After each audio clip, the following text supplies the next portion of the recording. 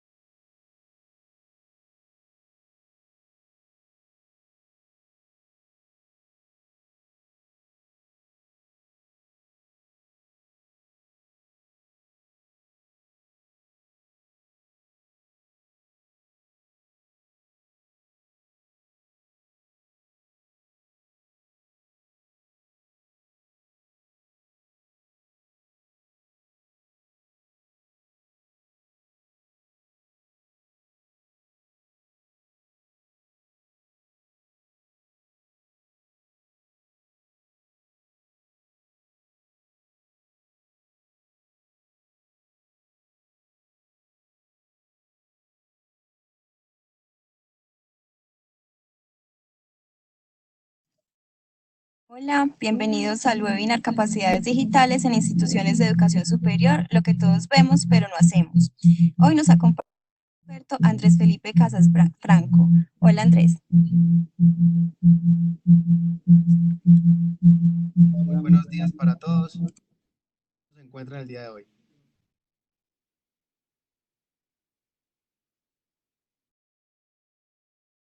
¿Sí me pueden escuchar todos? Perfecto. Ahí si quieres compartir el live. ¿Cómo hago para compartir video? ¿Estoy compartiendo video? ¿Todos me pueden ver? Listo, muy buenos días para Hugo, muy buenos días Juan Carlos, Carol. Espero que se encuentren muy bien. Bueno, como ya les compartió mi compañera, mi nombre es Andrés Casas Franco. Soy comunicador organizacional, vengo de trabajar con algunos colegios, con algunas universidades desde el ámbito de mercadeo, ventas, innovación, en cuanto a procesos educativos, creación de maestrías. Tengo maestría en mercadeo, especialista en mercadeo. Tengo algún conocimiento, estoy estudiando en todo lo que tiene que ver con ciencia de datos. Y el día de hoy estoy aquí acompañándolos para darles y dejarles, espero eso, más preguntas que respuestas. Eh, Judith, muy buenos días. Quisiera saber si ya me estás escuchando de manera adecuada. Fabián, ¿tú también me estás escuchando? Listo, Hugo, perfecto. Bueno, en estos momentos quisiera conocerlos un poco más a ustedes y saber, dentro de todos los nombres, en dónde se encuentran, qué quisieran escuchar, cuáles son sus intereses, cuáles son sus necesidades puntuales, para asimismo ir orientando un poco el webinar y hacerlo mucho más ameno y mucho más personalizado para ustedes.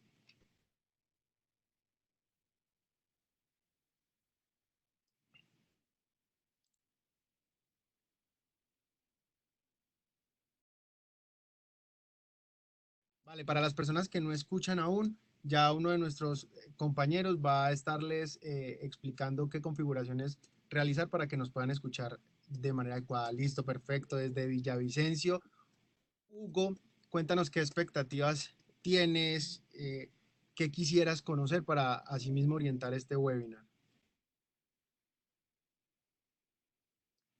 Muy buenos días para las personas que se siguen ingresando a nuestro webinar, para las personas que nos van a escuchar y nos van a ver después, pues espero que todo este material les sirva un montón.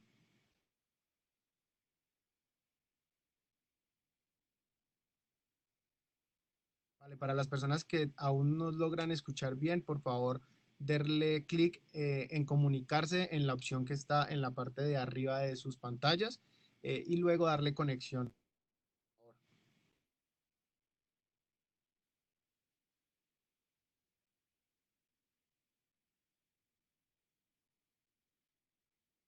Listo, perfecto. Entonces vamos a hablar algo de esos recursos que ustedes mencionan.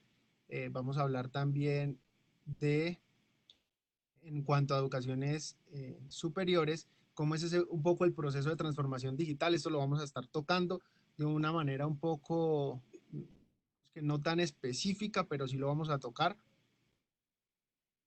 Listo, perfecto. Ya las personas empiezan a escuchar las que estaban faltando. Excelente. Bueno, entonces vamos a arrancar si les parece a todos. Perfecto. Como ya saben, y para las personas que de pronto se acaban de conectar, mi nombre es Andrés Casasfranco. Listo, quiero arrancar con una frase de Albert Einstein y para que nos empecemos a llevar una cierta reflexión, y es que todos somos muy ignorantes. Lo que sucede es que no todos ignoramos las mismas cosas. Esto lo menciono por dos motivos. El primero es necesario que empecemos a desaprender. En esta revolución en la cual estamos ingresando y a la cual tanto las instituciones de educación media como las de educación superior estamos en un momento coyuntural desde mi punto de vista.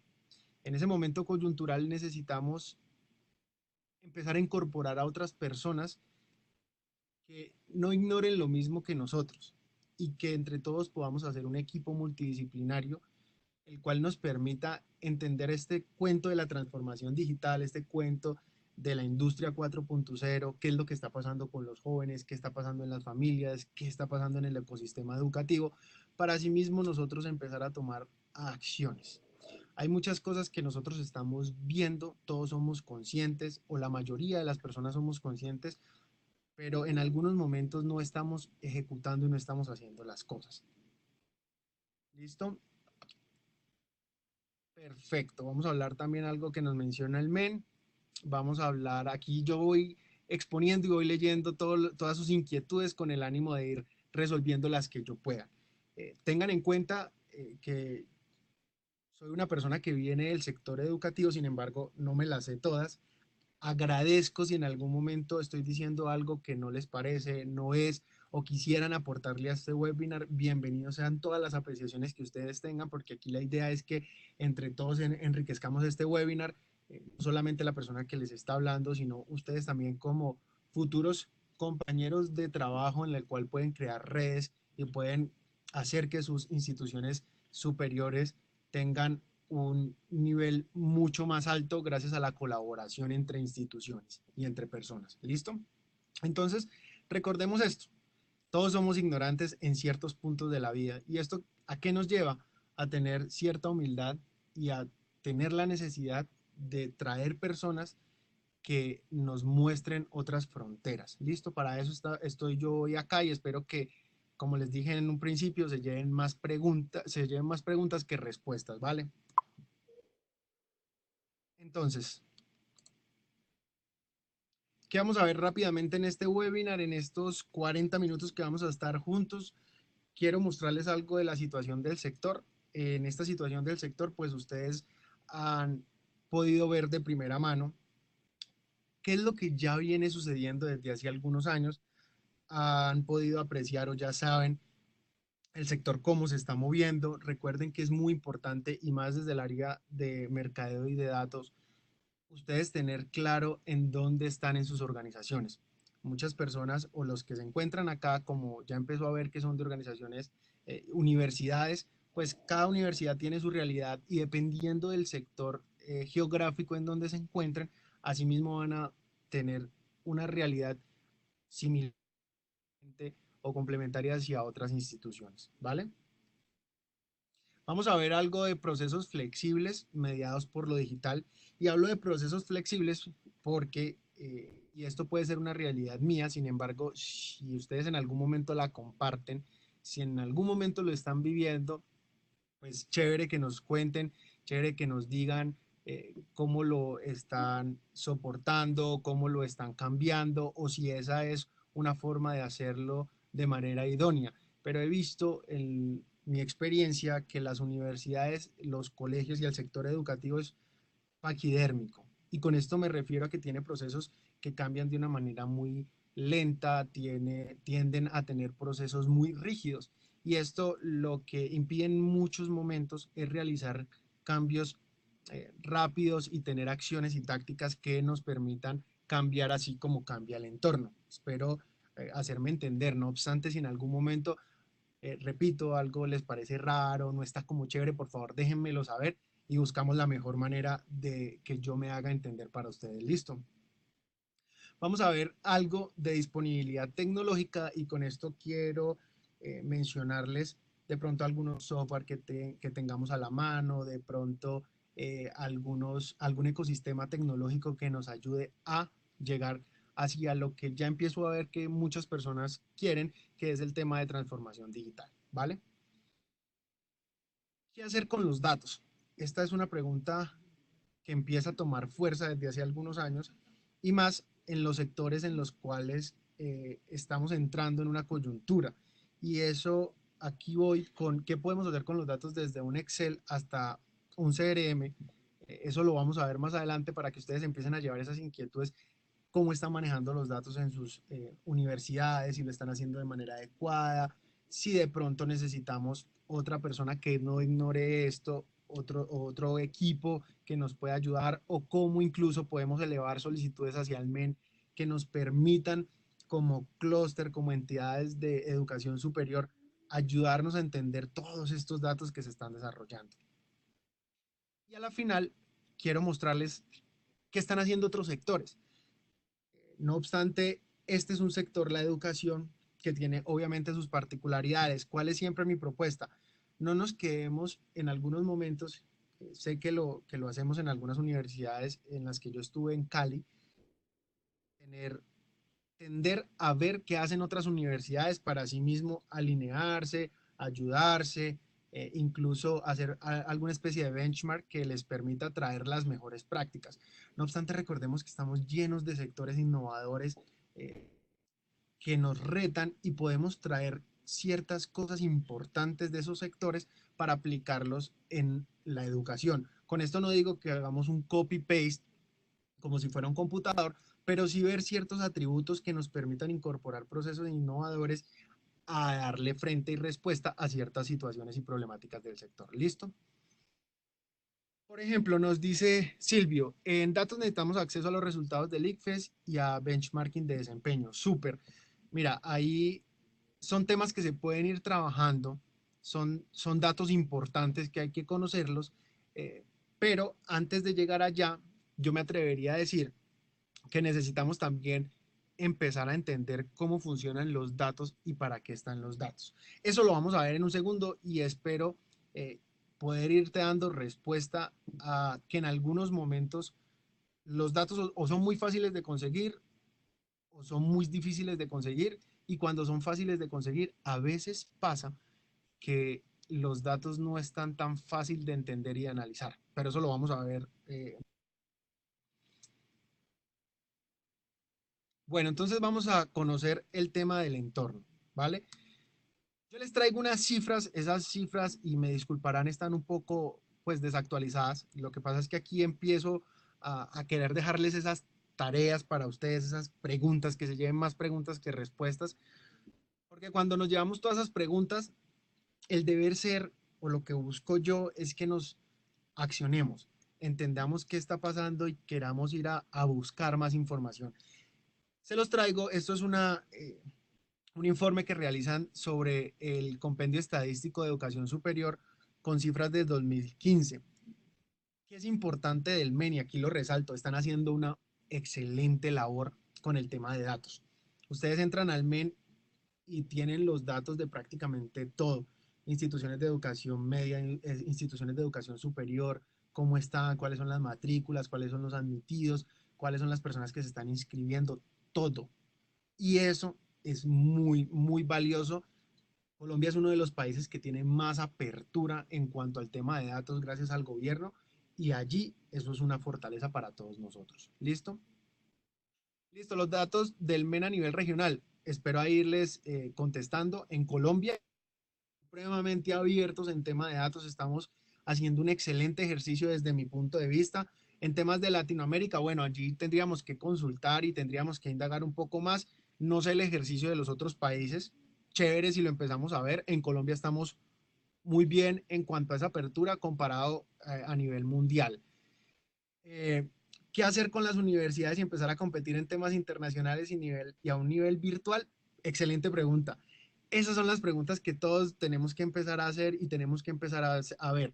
¿Cómo la vamos a resolver? Viendo un poco los datos, viendo un poco las tendencias y viendo hacia dónde.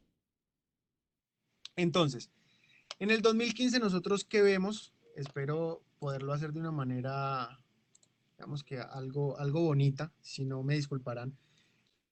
Tenemos aquí universidades y tenemos instituciones universitarias y escuelas tecnológicas, ¿vale? No sé si estamos en algunas personas de esta categoría, pero me voy a centrar un poco más en las universidades, que es donde veo hacia donde nosotros estamos aquí la mayoría de las personas, ¿vale? ¿Qué vemos en el 2015? Vemos que hay una cierta igualdad y con igualdad me refiero a que obviamente los números no son los mismos, sin embargo es un balance en el cual, perdón, sin embargo es un balance en el cual eh, hay una proporción de universidades oficiales y privadas en la cual suma 82 universidades. ¿Esto qué nos lleva a pensar? Bueno, en el 2015 estábamos en una cierta paridad, podríamos decirlo, sin que, vuelvo y repito, sea 50-50, pero esto nos lleva a pensar que tenemos pues unos competidores dentro de las mismas universidades que manejamos 50 universidades a nivel nacional. Recuerden que esto es a nivel nacional en el 2015 y tendríamos que empezar a ver cómo se sectoriza y cómo se llevan este régimen y estas universidades dentro del país para entender, por ejemplo, cómo se están matriculando las personas dentro de las universidades, cuál es el número de las universidades y cómo llevar este ecosistema a un siguiente paso. ¿Qué tenemos que entender aquí? Las universidades en el 2019 eh, crecieron y de una manera exponencial. Esto según datos de la revista Dinero. No obstante, eh, hay que entrar a esas bases de datos y hay que empezar a ver cuál fue el número que creció, en qué sectores geográficos y empezar a entender un poco cómo se está manejando esa apertura de universidades privadas, ¿vale? Las oficiales, pues ustedes tienen un poco más de conocimiento, sin embargo, en el MEN está todo está en el MEN. ¿Listo? Vale, ¿qué podemos ver? Pues entre instituciones tecnológicas y universidades, 287. Eso es un número, no sé si elevado, no sé si bajo. Tendríamos que pasar a ver ahora cuál es el núcleo y cuál es el nicho en el cual esas universidades van. Pero ahora vamos a ver un poco más de eso. ¿Listo? Números de programas para el 2015. Chévere ver cómo desde los técnicos hasta los doctorados estamos en 11.213. Esto es para el 2015. ¿Qué pasa? En el 2019 hay muchas más. ¿Cuál es ese número? Se los dejo de tarea para que lo empiecen a analizar y a buscar, pero se los aseguro que son más de 11.000. Por allí ya pasamos. Entonces, empezamos a ver una oferta bastante grande. ¿Qué vemos ahora para el 2018? Estos son temas que ya tenemos que empezar como a hilar fino y es entender que venimos en una curva de crecimiento en el 2005 y decrece esa población de matriculados en los colegios oficiales y no oficiales, y esto estoy hablando de educación primaria, de educación media, y llegamos a un umbral aproximadamente donde se mantiene de 10.000. ¿Esto qué quiere decir? No fluctúa en los últimos 10 años, no ha fluctuado mucho esa población. ¿Y esto por qué se los menciono? Porque para mí, Andrés Casas Franco, la entrada de las universidades son los colegios. ¿Qué deberíamos estar haciendo las universidades? Y esto es un punto de vista personal. Deberíamos estar viendo cuáles son las afecciones de los colegios. Este número de 10.000, cómo logra o mantenerse o mejorarse.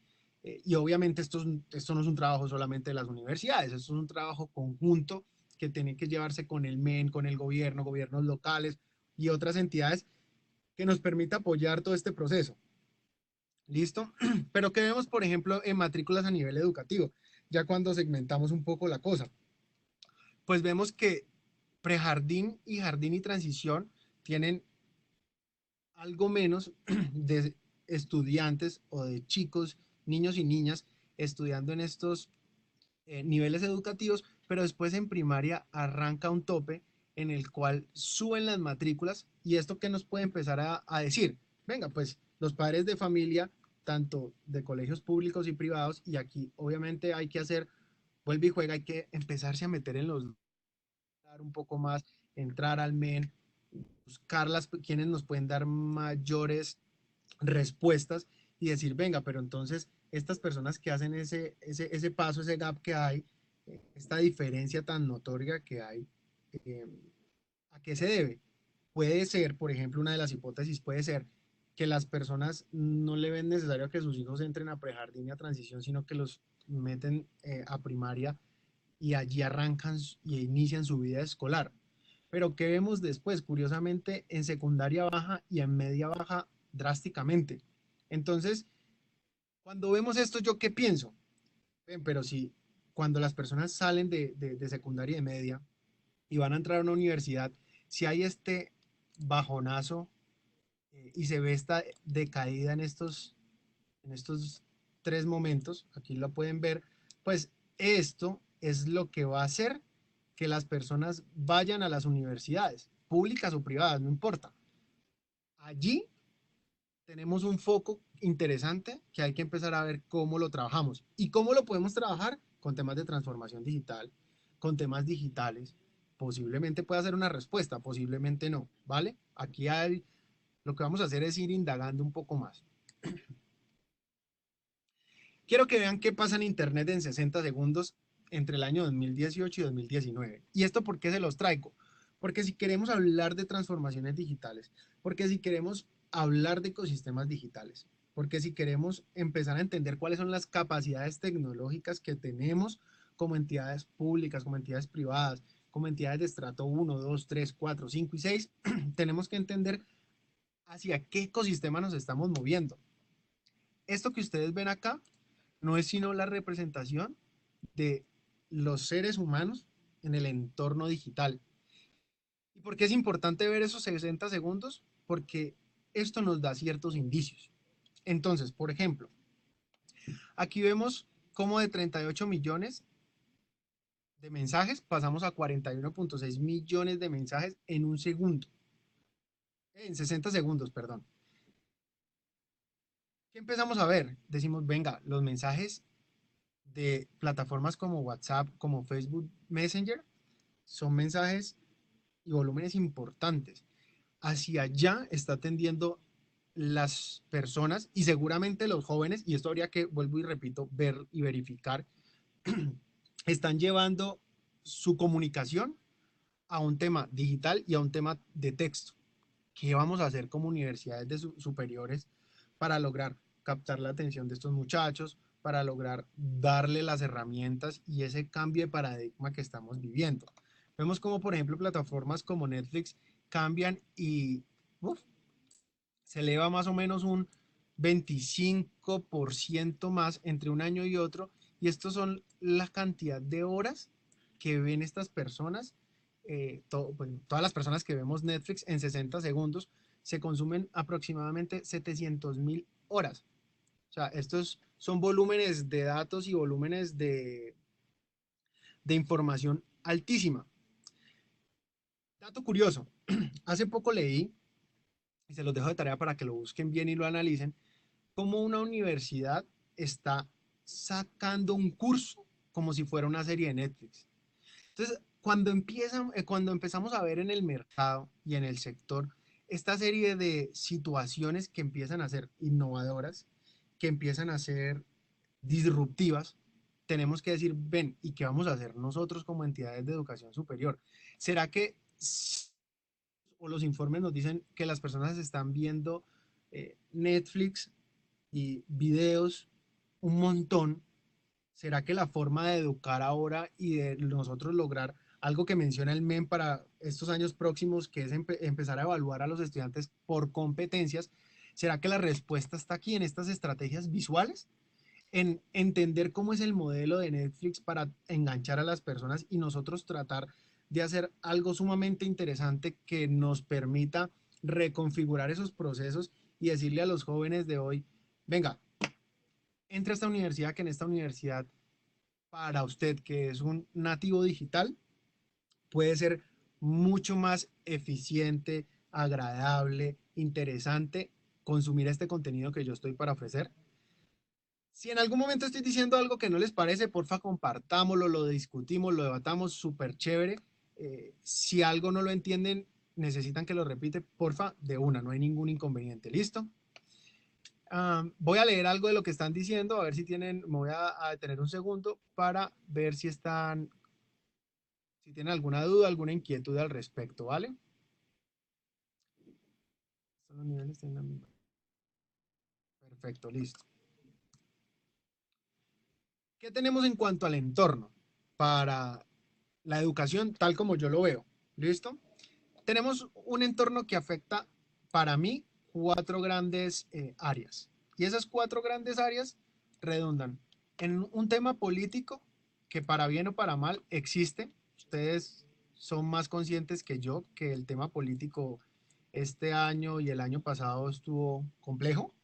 Eh, Cortar y disminuir recursos de la educación, desde mi punto de vista, es un tema absolutamente inesperado, es un tema que no debería suceder y que deberíamos incluso apostarle más a la educación, puesto que esta es la entrada para un cambio social y eso es postura personal. Vale, en el tema político, pues tenemos por trabajar, apoyarnos más de la mano con las políticas, con el MEN. Como les digo, aquí no es el foco de este webinar, sin embargo, tienen que ser conscientes de que dependiendo de las políticas y cómo se generen las situaciones, pues asimismo nosotros vamos a necesitar tener ciertas estrategias y ciertos cambios que podemos encontrar en la parte digital y podemos apoyarnos en eso en ciertos momentos. Recordemos que aquí hay algo muy importante. Las, los temas digitales nos aperturan al mundo y nos hacen salirnos de un tema local. ¿Con esto qué quiero decir? Hay situaciones que pueden llevar a la educación superior a que se expanda, pero la única forma de expandirse es como lo mencionó en algún momento por el chat alguno de ustedes, y es cómo hacemos para competir con ciertas entidades externas que se están llevando a la población colombiana o a la población de su sector con temas o más atractivos o más baratos o lo que sea que ustedes hayan identificado. Entonces, ese tema ahí hay que empezar a desaprender. ¿Listo? ¿A qué me refiero con desaprender? Tradicionalmente, la educación, para mí, Andrés Casas Franco, ha cambiado de una manera muy suave, muy lenta. Lo que pasa es que el mundo cambió así. Los estudiantes cambiaron así, rapidísimo. Y no nos dimos cuenta y nos quedamos de pronto en la zona de confort en creer, ven, pues es que aquí normalmente existían 5.000 personas y esas 5.000 personas tenían 10.000 hijos y esos 10.000 hijos van a pasar por mi universidad porque es que no hay más. En estos momentos ya eso cambió. Los muchachos ahora quieren realizar otras actividades, consumir la academia diferente y empezamos a ver mmm, cierta educación para algunos públicos en especial que yo ya he escuchado y que me preocupan en el sentido de ejemplo. ¿Yo para qué estudio en una universidad de ingeniería de sistemas si después me van a pedir que yo haga código en Java? Yo entro a un curso de $30 y aprendo Java y me vuelvo un duro en Java. ¿Y yo para qué necesito la universidad? Hacia esas preguntas es donde tenemos que migrar. ¿Y cuál es la facilidad que tenemos? El tema digital, para responder a esas preguntas. Entonces, mi primera invitación, señores de universidades, es, no sé hasta qué punto algunos sí lo hayan hecho, pero tengamos una escucha mucho más activa hacia nuestros estudiantes potenciales. Escuchemos y escuchemos de verdad cuáles son sus miedos, cuáles son sus inquietudes, y asimismo nosotros empecemos un tema de transformación con esas inquietudes y con esos miedos y decirles por qué sí es importante la educación en un ente de educación superior. ¿Listo? Para que esto sea posible es necesario revisar el mercado laboral. Lo menciona Cielo y tiene toda la razón. Ustedes saben que el mercado laboral en estos momentos en Colombia, aunque la tasa de desempleo se ha visto, digamos, superada, el porcentaje, si no me falla la memoria, y esto puede estar erróneo, pero lo buscamos bien, creció un poquito y está como algo así al 11 o al 12% la tasa de desempleo. Tenemos también que ver el mercado. Las empresas siguen pidiendo títulos formales para su contratación. Es verdad, tienes toda la razón, Cielo. Y por ese lado podemos decir, listo, las universidades todavía, que somos las únicas autorizadas por el MEN para sacar títulos profesionales, pues somos las únicas que podemos certificar. Y eso es verdad. Pero si nos detenemos un momento a escuchar el entorno, Bill Gates, personas como Elon Musk, dueños de Microsoft, dueños de Tesla y SpaceX, empezaron a decir, venga, es que los títulos profesionales a mí no me dicen nada. A mí no me certifica un título profesional prácticamente nada. Yo porque estoy contratando o empezando a contratar a la gente por competencias y por calidad de ser humano. Que una persona sea buena, que una persona sea chévere, que una persona tenga integridad, que sea... Por eso están empezando a contratar a estas personas. Y yo soy de los que piensa que si se empieza a hablar del tema, claro, en 1, 2, 3, 4 años no va a pasar eso. Pero si en Colombia en unos 25 años eso sí pasa, ¿qué vamos a hacer? Esas son las preguntas que nos tenemos que empezar a hacer en este momento para que en 25 años, que si pasa o no pasa, no tengo ni idea, pero en caso de que pasase, ¿qué vamos a hacer como entidades de educación superior para hacerlo?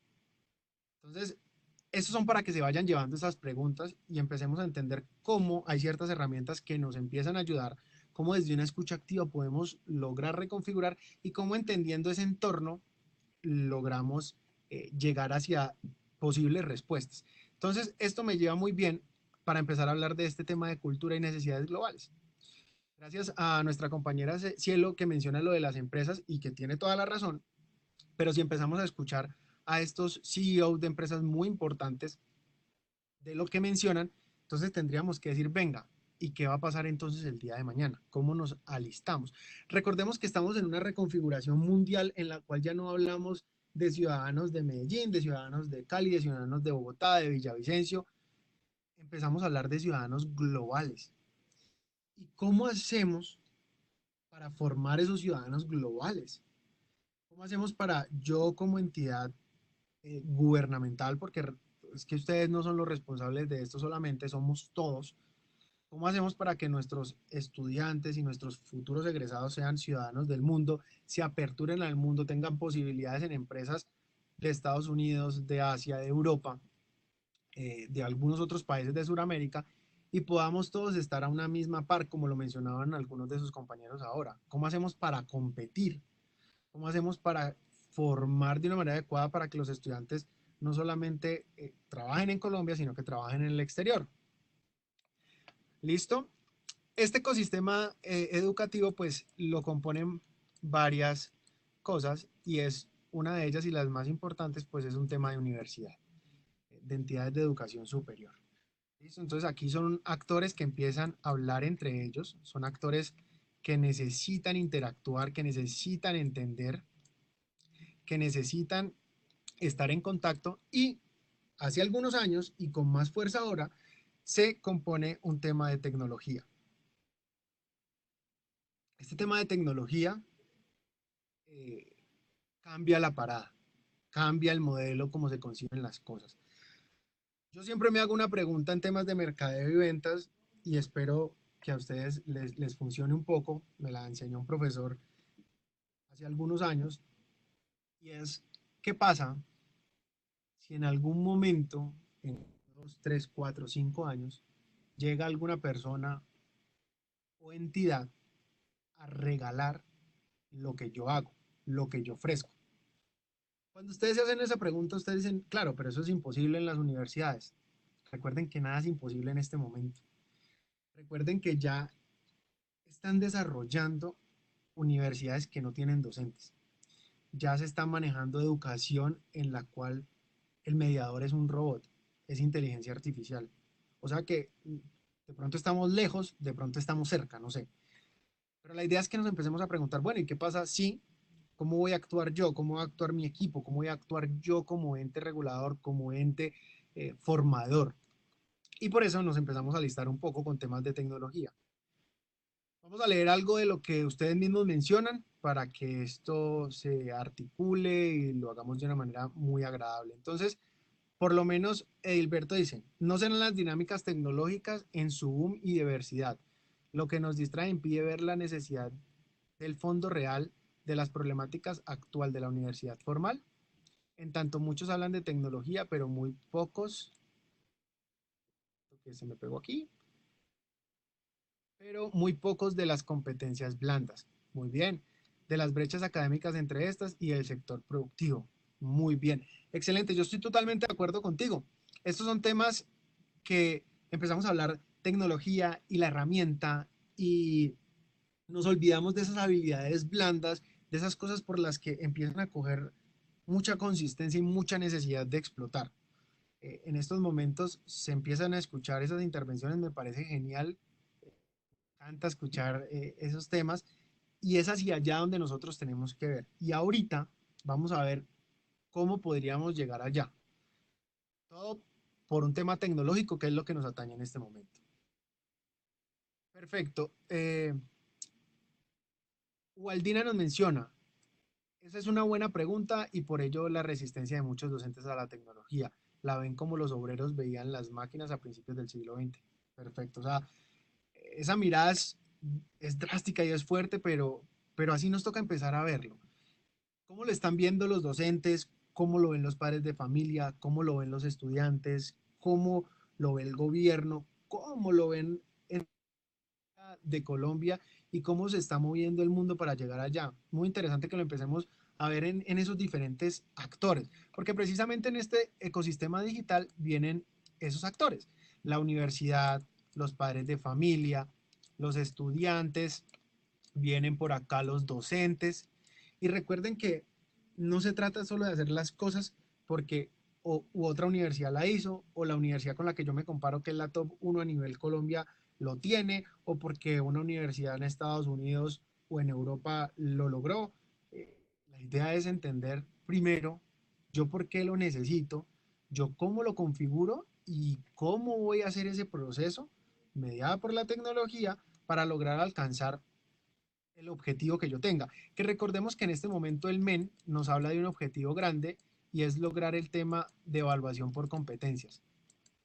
Y me disculpan aquí la letra, es que estoy escribiendo con el mouse y se me dificulta un poco, pero espero hacerme entender, ¿vale? Perfecto, entonces vamos a ver cómo este tema tecnológico logra acá impactar esta serie de actores, pero cómo no se debe dejar impactar como usualmente lo estoy viendo yo en temas tecnológicos, tanto en colegios como en universidades, que es, ¿qué es la tecnología, señor universidad o señor colegio? No, pues es un software o es una infraestructura tecnológica. ¿Y eso qué es? No, pues por ejemplo es que yo contraté una herramienta que me servía para poder llevar las matrículas. Ah, ya, ok. ¿Y por qué la contrató? No, porque pues el otro colegio vecino lo tiene. Ah, y entonces, no, pues esa herramienta está ahí sin usar o en su defecto me tocó cambiar este ecosistema para poder adaptarme a la herramienta. Ah, eso no es lo que yo recomiendo o lo más recomendable desde mi punto de vista. Vamos a ver ahorita cómo hacer un proceso de esto. Listo. Entonces, la oportunidad de transformar las prácticas que nos menciona Cielo es precisamente eso que vamos a empezar a ver acá. Es más, los invito a que ustedes mismos interactúen un poco en ese chat, lean, están colocando sus compañeros eh, unas cosas bastante interesantes de ver. Ojalá y en algún momento espero poderlas ver a todos y darle respuesta a la mayoría.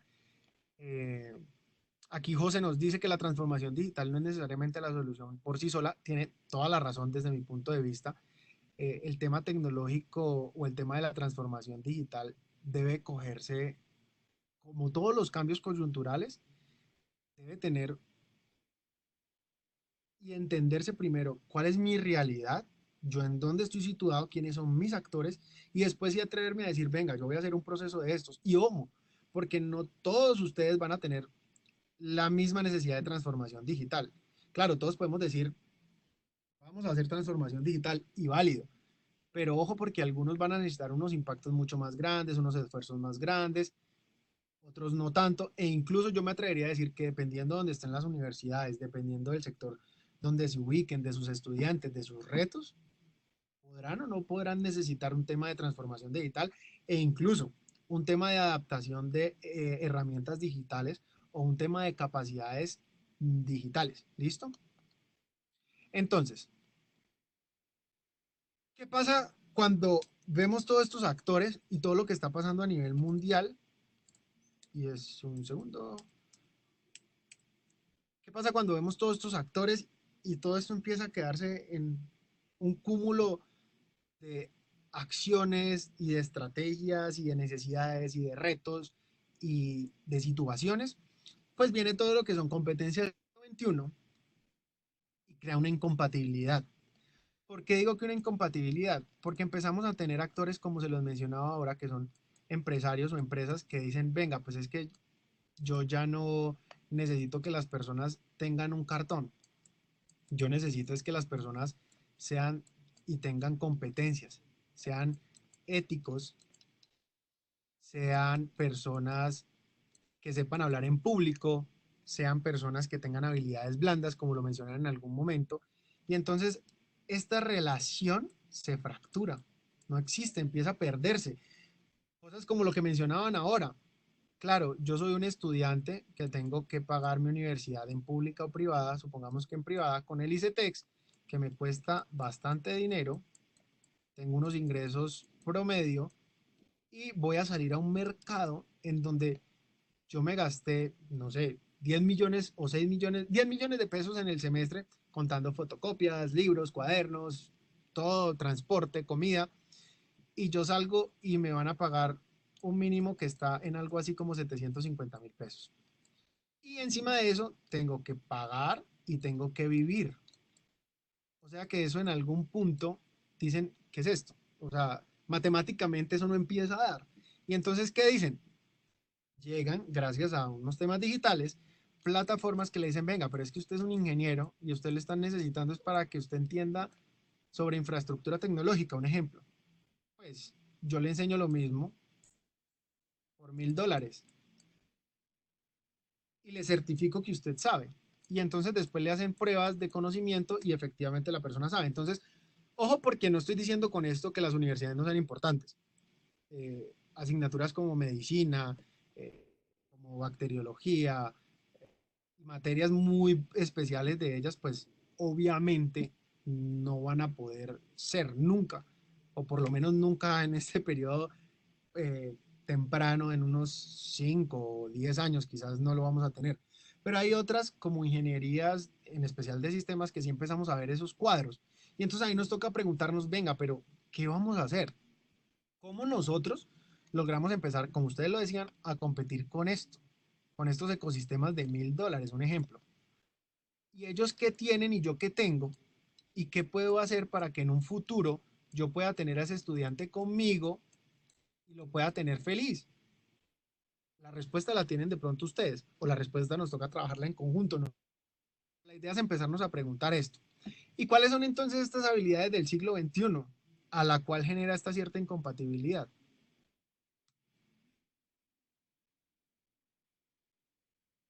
Vamos a leer algo que dice Janet y es, en la actualidad se viene adelantando la formación académica a través de la modalidad virtual, pero llama la atención que algunas disciplinas son resistentes y a través de sus organizaciones no quieren aceptar a aquellos que se forman en una modalidad. Perfecto. Tienes toda la razón, Janet. Yo hace algunos meses estuve liderando una maestría virtual precisamente y ayudando en el equipo de creación de otra nueva maestría para una universidad buena en Cali. ¿Qué encontramos? Encontramos uno de los puntos, es ese, que las personas, las entidades quieren y dicen, venga, yo como universidad te voy a dar una educación virtual y me la voy a pensar para que sea una educación virtual supremamente buena y la voy a acompañar con este tema. Todo lo que tiene que ver con estas competencias para que esta incompatibilidad no exista y haya compatibilidad.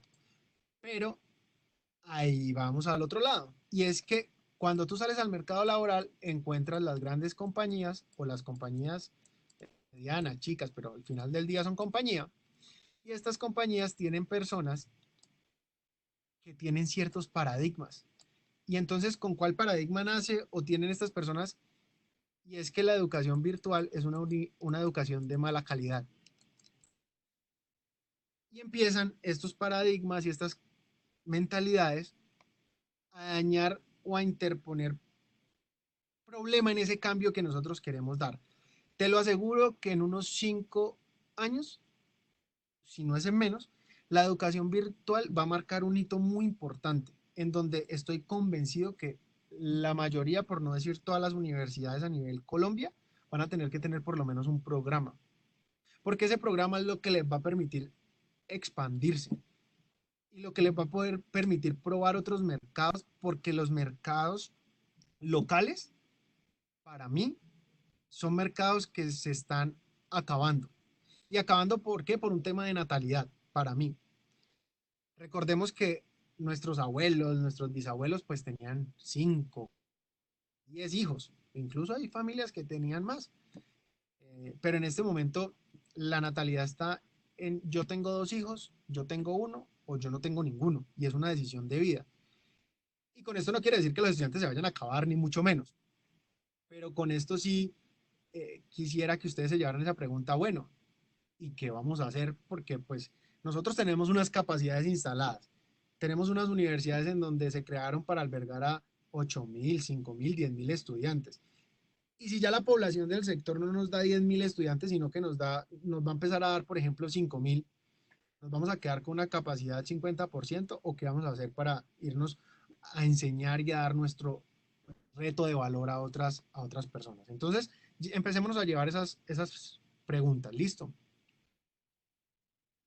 Hugo nos menciona, personalmente considero que la formación apoyada con herramientas digitales debe tener lineamientos enfocados a las competencias del ser, del hacer y del saber. Competencias igual a cooperación. Muy de acuerdo contigo, Hugo. Muy de acuerdo. Y esto es una de las preguntas que supongo la mayoría nos hacemos y que todos vemos. Estas son las cosas a la cual va el webinar. Todos vemos que la educación virtual para allá va. Todos vemos que debe tener ciertos lineamientos, políticas, procesos, que debe seguir una serie de situaciones para llevar a buen término a que nuestros estudiantes lleven esas competencias del ser, del hacer, del saber cómo hacerlo, e incluso de cómo llevar una buena calidad al ámbito virtual. Eso todos nos lo hemos preguntado en un momento y todos lo vemos.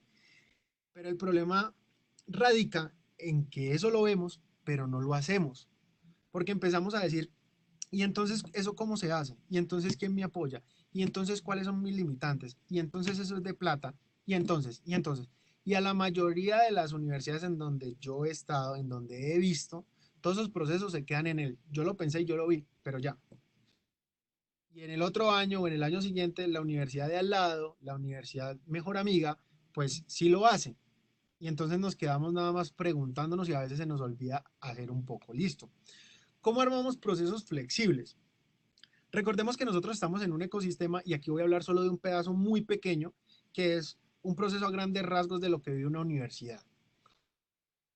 Recordemos que nosotros estamos en un tema de hacer procesos de matrícula, de enseñanza, de aprendizaje, de evaluación, de retener a nuestros estudiantes, de canales de atención a ciertos procesos y de dejarle la apertura a los estudiantes para que sigan su caminar.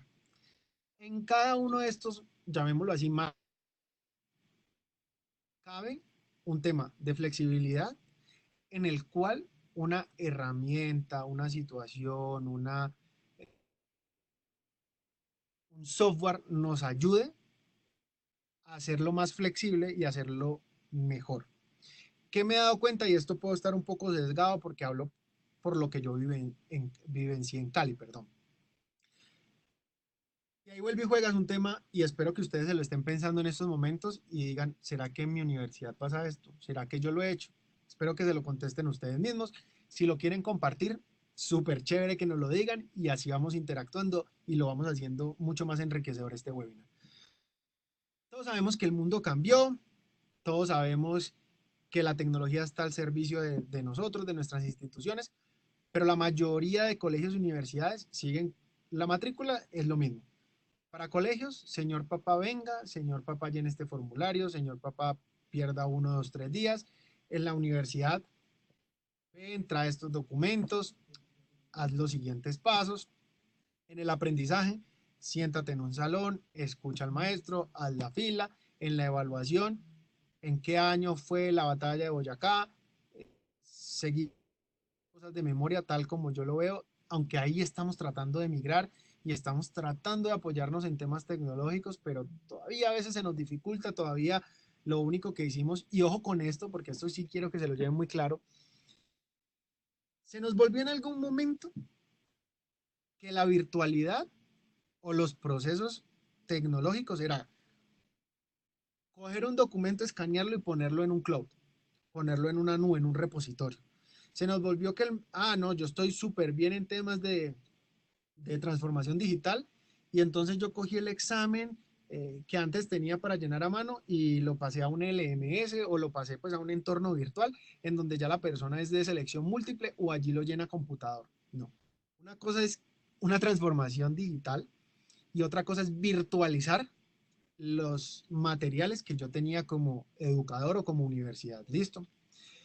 Entonces, algo que nos pregunta Luz Magali en este momento, ¿cómo garantizar un ecosistema educativo mediado por la tecnología, la construcción de un ciudadano global y la humanización del proceso educativo?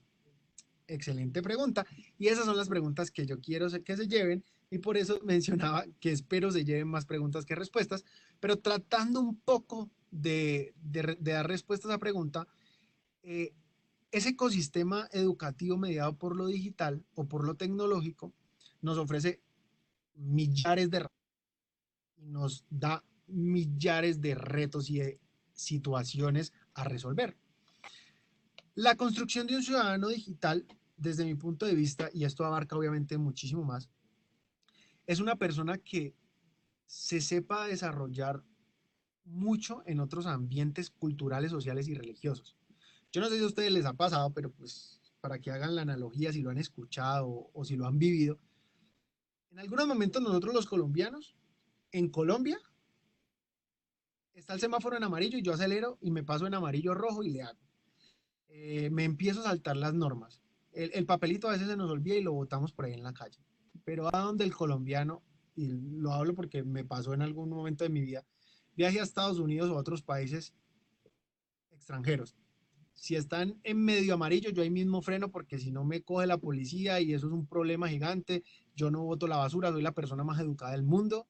No sé si en algún momento les ha pasado, yo lo he visto y he visto a compañeros y he visto a colegas que se transforman. Y son esos retos tan sencillos.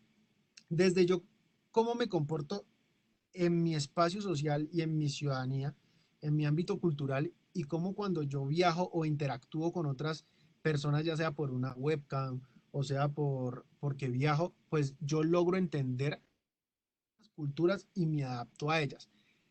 ¿Cómo construirlo? Me parece que es de los retos más complejos. Para mí, ¿cómo es un buen inicio? Entender qué herramientas nos permiten un acercamiento hacia esa población. Porque, ¿qué pasa? Por ejemplo, No podemos contratar, no, es que yo voy a ser el más tecnológico del mundo y entonces yo tengo una plataforma en este momento que me permite hacer estas videoconferencias. Pero mi zona de influencia como universidad oficial o privada, pues está en la zona rural donde no tienen acceso a Internet. Bueno, ahí ya no vamos cumpliendo un objetivo claro para lograr construir un ciudadano global. Pero si yo voy hacia esas zonas rurales y logro llevar, por ejemplo, un computador y yo ya descargué unos videos y logro mostrarle a esas personas cómo son las ciudades del mundo, cuáles son sus códigos de ética, cuáles son sus códigos culturales, yo estoy logrando un mejor impacto en esas personas. Espero hacerme entender la idea. ¿Listo? Y espero empezarte a contestar un poco. Y de ahí en adelante, un trabajo con equipos multidisciplinarios que nos permita entender la parte tecnológica, la parte de retos y unas personas que nos ayuden a entender hacia esas educación cual yo voy a dar para lograr esa transformación. O sea, es que esto es complejísimo y esto no lo vamos a hacer hoy, mañana, en un año o en 2 años. Estos son procesos en los cuales nos va a tomar tiempo y más tiempo porque tenemos, lastimosamente para mí, un gobierno que no le quiere apostar a esto de una manera fuerte.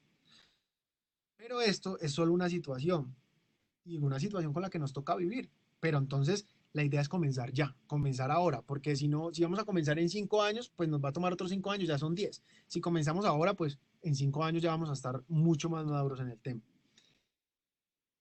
Perfecto. ¿Qué tenemos? Entonces tenemos unos procesos aquí grandes en donde podemos ser flexibles. ¿Por qué tenemos que traer el estudiante para que se matricule en nuestras instituciones? Porque no puede ser, por ejemplo, por una página web. Porque yo soy una entidad oficial y lo requiero. Bienvenido. Recuerden que no todo el proceso tiene que cambiar, tienen que cambiar partes. Tenemos que ir madurando y mejorando procesos en cuanto al tema de flexibilidad. Bueno, es que el estudiante tiene que traer todos los documentos porque es una obligación y somos una entidad oficial y no se puede hacer nada más. Perfecto. Pero entonces, ¿qué tal si innovamos y flexibilizamos un cierto punto? Llénelo todo por una web y a usted solo le da control P e imprime todo y le sale todo de una vez listo. Y es más, lo pone en un casillero, en un courier y eso lo manda y lo envía y listo, perfecto, si es que no puedo, pero entendamos un poquito más de cómo flexibilizar ciertos procesos. ¿Cómo entendemos el proceso de retención en nuestras universidades? Los estudiantes se están yendo, se va uno al semestre o se van 100 al semestre. Y esos 100 que se va, estamos conociendo por qué se van y cómo estamos almacenando esos datos. Entonces, aquí empezamos procesos flexibles y procesos de enriquecimiento con temas tecnológicos para que nosotros mismos nos sirva como insumo para ir un paso más allá. Recuerden, es muy importante conocer nuestro contexto y nuestro ecosistema. ¿Qué están pensando los docentes? ¿Qué está pensando el gobierno? ¿Qué están pensando mis estudiantes? Y ojo, esto es muy importante. Ustedes como universidad, ¿en dónde tienen el foco? Y el foco me refiero a, hay universidades en Cali que tenían su foco o tienen su foco incluso en el docente. Es decisión de la universidad. Está bien o está mal, no tengo ni idea. O sea, cada universidad se responderá a eso. Hay otras universidades que están dando un cambio, foco en el estudiante. Para mí tiene todo el sentido lógico el estudiante, porque yo necesito saber el cómo está, el prima. Y ojo, porque con esto no quiero decir que los docentes no sean importantes. Lo que pasa es que toda mi infraestructura de matrícula, aprendizaje, evaluación, yo la coloco al servicio del estudiante, no del docente. Para mí, ¿por qué?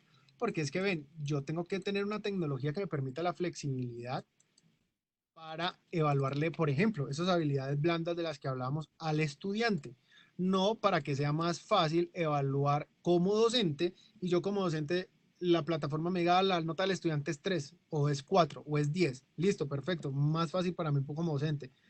Para mí el foco es el estudiante porque al estudiante es al que yo le coloco al servicio la plataforma para yo poderlo evaluar.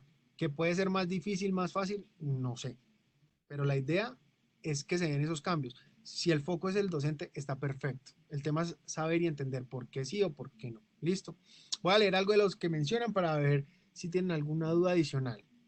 Entonces, Hay que tener en cuenta que las empresas están contratando más personal pasante SENA que egresados universitarios. El concepto interoperativo y proactivo se perdió en los empresarios. Bueno, esto es una percepción, esto lo menciona Fabián, es una percepción. Yo soy más creyente de pronto de los datos. En algún lado, supongo yo, están los datos que aseveran eso o en su efecto dirán, no, eso no es así. Sin embargo, es una realidad y es un pensar que posiblemente en cierto sector donde esté Fabián, en la ciudad que esté Fabián o en el departamento en donde esté Fabián, puede que así sea. Y es empezar a ver entonces si yo como universidad, ¿cómo voy hacia ese actor? Y cómo le digo al señor empresario, venga, es que usted necesita, claro, necesita gente escena, eso es verdad, pero también necesita gente egresada a la universidad por esto y esto y lo otro. La idea es entrar y hablar con esos actores, porque no digo con esto que ninguno de los dos entes o SENA o universidad no sean importantes. Es como la tecnología para mí. Ninguna de las tecnologías desplaza a otra. Siempre van a ser complementos, ¿vale? Entonces veamos un poco de cómo entender esa flexibilidad de la parte que educa de las universidades y cómo educar. Y espero con esto enganchar un poquito a las preguntas de arriba en donde me mencionaban que cómo hacíamos para hacer ciudadanos globales.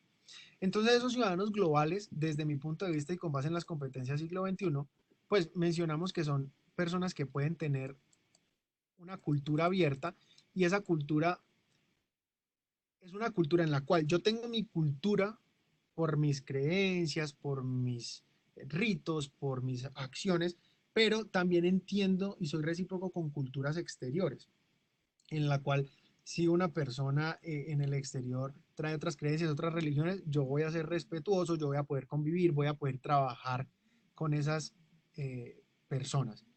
Herramientas, vamos a tener herramientas y software, y ahorita vamos a ver un poco de por qué.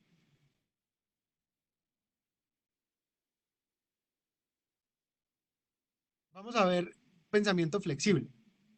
Y ese pensamiento flexible, vamos a ver algo de la transformación digital. Y esto quiero que se lo lleven un poco con, perdón, con la flexibilidad. Entonces, ¿cómo hacer el proceso de transformación digital con la parte flexible? ¿Vale? En cuanto a la transformación digital, lo que nosotros buscamos es lograr entender cómo...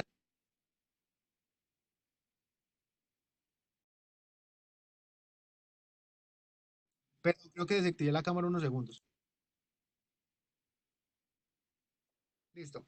¿Cómo vamos entonces a entender ese pensamiento flexible y lo necesitamos incorporar dentro de nuestro ámbito? Entonces, entendiendo cómo operan los ciudadanos globales, entendiendo cuáles son las herramientas y cuál es el sector que yo estoy, y aquí me vuelvo un poquito, el software, las herramientas, cómo son las personas líderes y cómo hacemos todos estos procesos, entonces vamos a empezar a tener, a entender los pensamientos flexibles.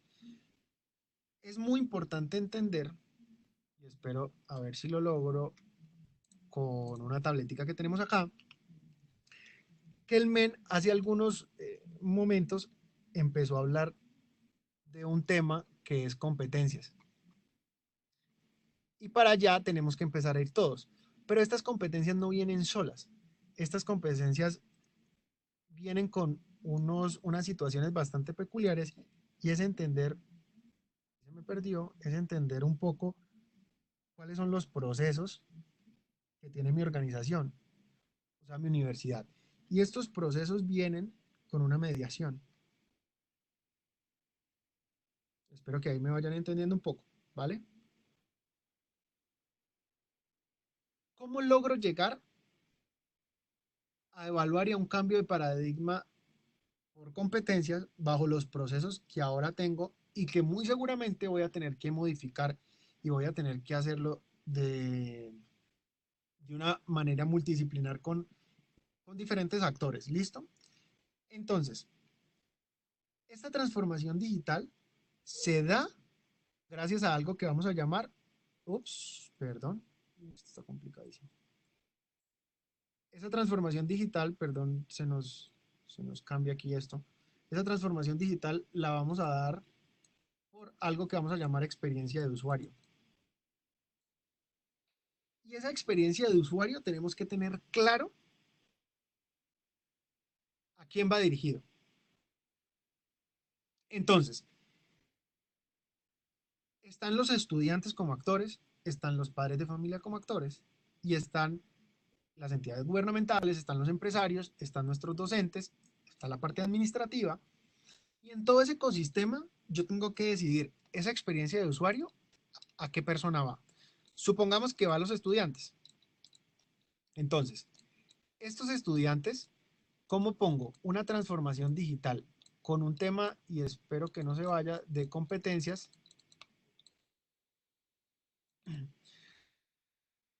Todo lo que yo voy a transformar. Esta experiencia de usuario va hacia cómo me siento, cómo lo vivo, cómo lo retroalimento y cómo logra darme significado hacia la universidad y hacia lo que yo voy estudiando. Entonces, esa experiencia de usuario tiene un alto componente cultural y ese componente cultural se lo da a cada uno de ustedes. Se lo da desde su realidad, se lo da desde las personas y desde los sitios geográficos donde están ustedes.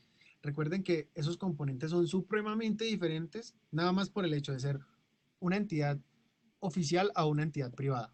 Solamente por el hecho de ser una entidad de estratos 1, 2, 3, 4, 5 o 6, por ser entidades de diferentes zonas geográficas del país, o por ser incluso entidades que le empiezan a apostar a lo virtual más que a lo presencial, o ser universidades que le apuestan más a lo presencial que a lo virtual. Pero esta experiencia de usuario tiene que ir contestando cada una de esas preguntas. Espero hacerme entender. Si no me entienden algo, porfa, lo escriben en el chat y de una lo conversamos. Listo. Entonces, en esta transformación digital que está este alto componente cultural, empezamos a ver que estos estudiantes también tienen otros entes, que son las familias, posibilidades de trabajo, que son, por ejemplo, las asignaturas a los que viene un poco acá y son las asignaturas a donde ellos vienen dirigidos. Viene también este tema cultural y este tema de transformación digital viene enganchado a un modelo de negocio.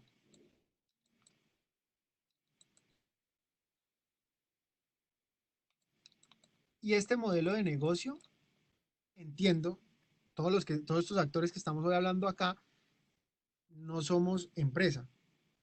Sin embargo, nosotros sí tenemos, o para mí, sí tenemos un modelo de negocio, porque si bien es cierto, no somos con ánimo de lucro, tampoco somos con ánimo de pérdida. Y la idea aquí es que esta transformación digital y el potencial tecnológico que nosotros tengamos soporte un modelo de negocio el cual me permita apuntarle a esta experiencia del usuario, que es el que al final es quien está consumiendo todo ese conocimiento y todo eso le pongo a disposición. ¿Listo? Entonces, ahora sí, todo esto, ¿cómo nosotros lo logramos? Lo logramos por algo que son los sistemas. Y aquí es donde empezamos a hablar de capacidades tecnológicas. Recuerden que un sistema o una capacidad tecnológica no es el software más grande que tenga el mundo, no es la plataforma más importante, más prestigiosa. Un sistema o un modelo tecnológico puede ser desde un Word, desde un Excel, o puede ser el software, como ustedes lo quieran ver, más grande del mundo. ¿Listo? ¿Y esto qué nos va a dar? Un buen conocimiento de un sistema nos va a dar una experiencia de usuario mucho más amigable, que es a la persona a la cual nos interesa darle ese valor agregado y nos empieza a dar unas oportunidades latentes. Y esas oportunidades latentes son las cuales nosotros tenemos que empezar a entender. Porque este es un tema de transformación digital, no se queda solo en me voy a transformar digital en 5, 2 años, un año, dependiendo de los recursos, dependiendo de cómo salen las cosas, yo ya me transformé digital. Recuerden que en los últimos años menos dura todo lo que tenga que ver con el ecosistema digital. O sea, un software que yo compré hoy, en 3 meses o en 6 meses ya sale uno mejor y uno más bacano. Y esas oportunidades latentes que están hoy, en 2 años, en un año ya van a estar menos latentes, por decir que están muertas. ¿Yo qué tengo que hacer? Aprovechar las oportunidades latentes, reconfigurarme y volver a ver qué oportunidades latentes existen y reconfigurarme y volver otra vez a lanzar el mismo proceso. ¿Me explico? Luis Magalín me pregunta, ¿cómo garantizar un modelo de negocio ético y responsable socialmente para la transformación digital? Ok, perfecto. Nosotros o yo voy a partir de la hipótesis y del supuesto en que el modelo de negocio actual de todas las universidades, que entendamos, que entiendo son sin ánimo de lucro todas, pues es un modelo de negocio ético. El tema responsablemente social, allí es donde nosotros vamos a empezar a entender con un tema de transformación digital y un tema de ciudadano global, qué es ser responsable socialmente. Para mí, en una transformación digital, en un modelo de ver qué capacidades yo tengo y si yo me expando hacia otras fronteras geográficas, o sea, si mi universidad, por ejemplo, está en Bogotá, pero yo voy a lograr colocar, digamos que universidades satélites en otras configuraciones regionales, o voy a abrirme a un modelo digital y voy a empezar a tocar culturas como en el sur de Colombia, en el norte, en otros países, yo le tengo que apostar a entender cómo volverme responsablemente social de una manera mundial, entendiendo las culturas, entendiendo lo social, entendiendo también qué otras oportunidades latentes me dan esas configuraciones geográficas para yo coger capacidades de allá. Me explico. Yo estoy en Colombia, pero por yo estar en Colombia no significa que yo no puedo tener negociaciones, y digo negociaciones porque a la final, pues se trata de que me den un beneficio a mí de software, de docentes, de infraestructura, de recursos humanos en otros países del mundo. A ver, si yo tengo un docente que es muy bueno explicando, no sé, sobre una teoría de física de cuerdas, algo así que no va conmigo, pero supongo que es supremamente difícil. O incluso hay un youtuber que se dedica a eso. Y si el youtuber me puede dar una clase de manera virtual y yo tengo el sistema montado para lograrlo, la experiencia de usuario, este usuario me dice, hágale que ese man nos encanta, él lo explica muy bien, yo le entiendo más que al profesor que tengo actualmente y él me certifica que maneja unas competencias que ellos van a lograr identificar y van a lograr apropiarse, yo lo hago. Y si obviamente el recurso económico me lo permite, pues, pero para que me entiendan hacia dónde nos podemos expandir. O sea, aquí ya se vuelve un tema de pensarlo. Mi invitación es que en lo último que pensemos sea en el recurso económico. ¿Por qué? Porque cuando pensamos primero en el recurso económico decimos, es que no tengo plata, es que no puedo comprar ese sistema, es que no lo puedo alquilar, es que ese youtuber o el profesor de Rusia que sabe hablar muy bien español y se la sabe todas, me cuesta mucho, porque entonces no hacemos nada. Entonces, responsable social para mí es no colocarnos como los caballitos que a veces van así solo mirando al frente lo que han visto toda la vida, sino destaparnos un poco hacia el mundo y decir, bueno, ¿y yo qué más puedo hacer por mis estudiantes, por esa experiencia de usuario y por el mundo? Yo cómo puedo no solamente empezar a mostrarles que hay algo más allá, a romper esas fronteras, ¿listo? Ah, como ya se nos está acabando, vamos, vamos a hacerle un poquito más rápido para que ustedes también tengan más espacio para preguntar, ¿vale? Entonces nos venimos al tema de disponibilidad tecnológica y aquí quiero que se lleven este concepto supremamente claro. La tecnología no sirve para nada por sí sola. La tecnología por sí sola no hace nada, no sirve para nada y lo único que hace es hacernos gastar recursos económicos y humanos por sí solos. ¿Listo? La tecnología es un habilitador. ¿A qué voy con esto? Un LMS como tal no sirve para nada. si yo no tengo un proceso, si yo no cuento con un recurso humano, si yo no cuento con lo que yo quiero evaluar, que en este momento son competencias, si yo no cuento con toda la claridad de ese ecosistema, esto no sirve. Al contrario, si yo ya tengo todo más claro y ya sé que la tecnología es solo un habilitador, yo logro empezar esos procesos de transformación digital. La tecnología se vuelve una mediadora. Y recordemos que cada vez que avanza la tecnología, las nuevas tecnologías innovadoras se van volviendo más asequibles, más fáciles de adquirir, más fáciles de comprar. Entonces aquí se viene un tema de recurso económico en la cual sí o sí tenganlo por seguro que cualquier cosa que salga ahora en un año va a estar mucho más barata. Pero ¿qué pasa? Si nos ponemos a esperar a que esté un año más barata, entonces llegó el año y apenas vamos a empezar a pensar qué vamos a hacer con esa tecnología. Y así no se piensan las cosas. Yo pienso primero es qué es lo que yo quiero lograr, cómo me quiero aperturar al mundo, cuál es el proceso de transformación digital que quiero, cuál es mi experiencia de usuario que logro. Y así yo a la final logro transformar y escoger la tecnología que yo necesite. ¿Listo? Entonces, finalmente, algunas herramientas tecnológicas que tenemos a la mano. Viene el tema de realidad virtual súper chévere. Algunas universidades lo podrán adoptar más rápido que otras, pero ahí lo tienen. Hay una plataforma que se llama, por ejemplo, Kahoot. Para los que son docentes, una berraquera eso. Les ayuda mucho a dejar de ser tan grises y a volverse mucho más dinámicos. El MS, que ustedes ya conocen mucho más, hasta un Word.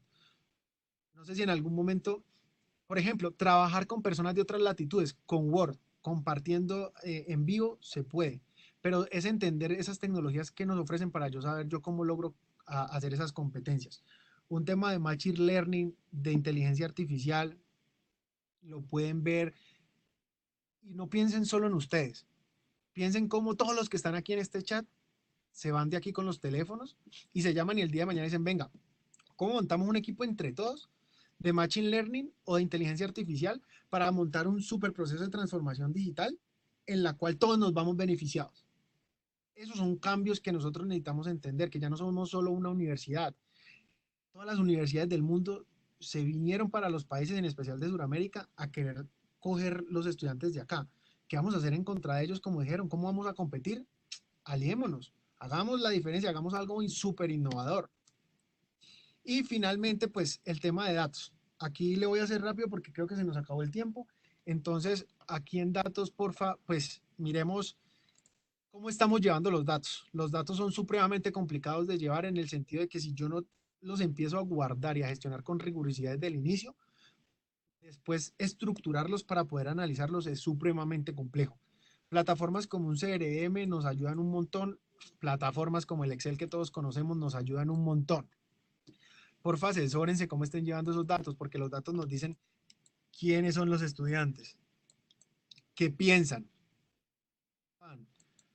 por qué se quedan, qué estudian, cuál es la tendencia. Y esa tendencia me dice a mí, yo en 2 años, qué curso, qué programa, qué maestría, qué doctorado voy a sacar.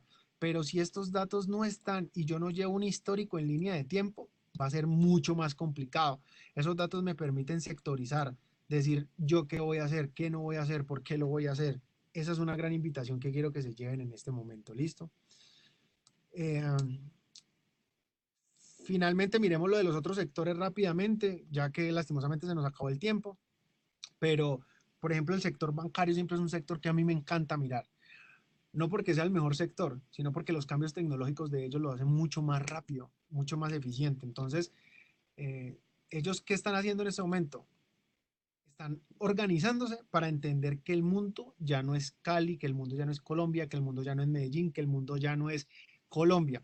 Ellos están entendiendo que hay personas que viven en Panamá y quieren hacer transferencias bancarias por relación con empresas, con socios, con familiares.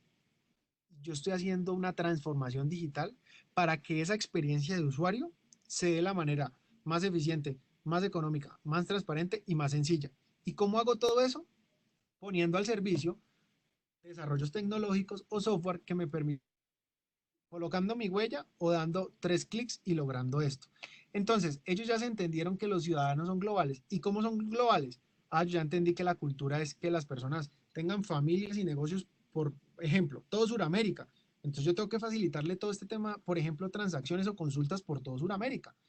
Hacia eso tenemos que empezar a migrar y a ver cómo facilitamos que las personas estudien un tema aquí y un tema allá, o se matriculen y puedan tener una experiencia de usuario continua, procesos omnicanal, y todo esto apoyados por la tecnología. ¿Listo?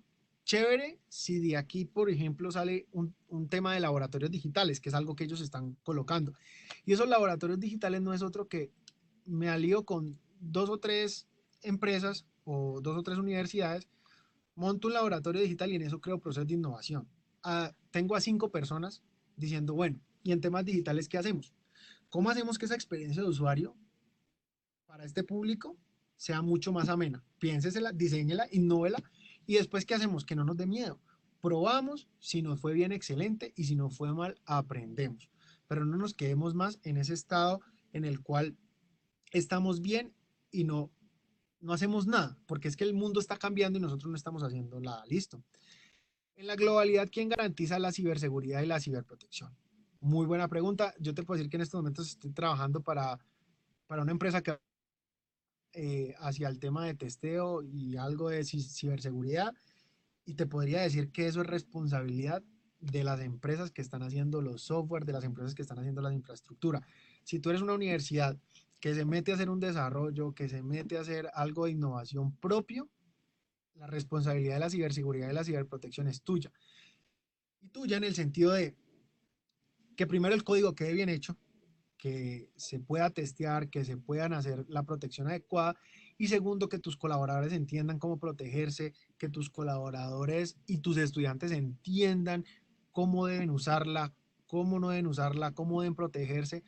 Y eso es algo que en pocos años todos vamos a ser responsables de nuestra propia ciberseguridad. Incluso en este momento somos responsables, pues, pero hemos cogido tanta conciencia. Pero les aseguro que en los próximos años vamos a ver cada vez más ataques cibernéticos que nos van a llevar a protegernos y a crear otras herramientas que nos permitan que esa eh, usabilidad de algún producto, el que sea, lo tengamos que hacer mucho más propio como ciberprotección. Listo, satisfacer esas nuevas exigencias va orientado a la diapositiva anterior, que era el tema de datos.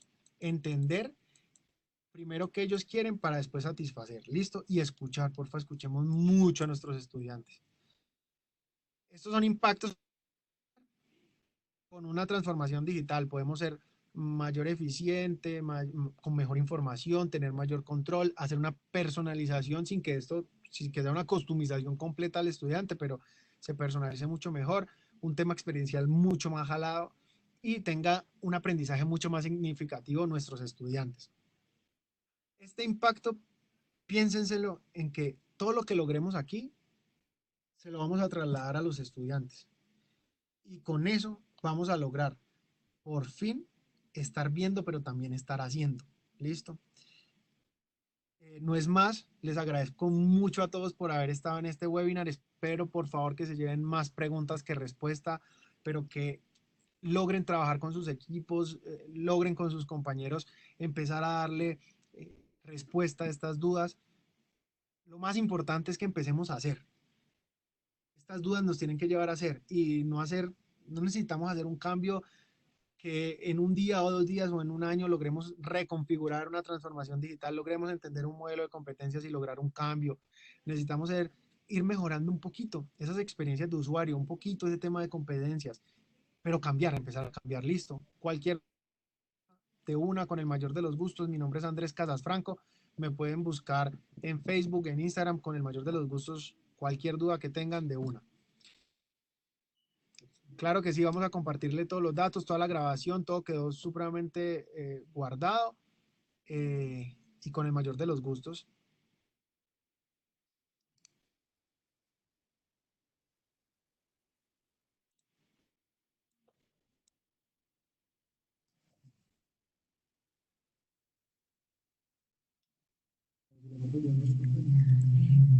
De esta forma hemos llegado al final de este webinar. Desde el Laboratorio para la Innovación Educativa en la Educación Superior y el Ministerio de Educación les queremos agradecer su participación. También muchas gracias a Andrés Felipe por habernos acompañado y haber compartido su conocimiento con nosotros. Queremos invitarlos a que no se pierdan el próximo webinar sobre innovación educativa. Muchas gracias.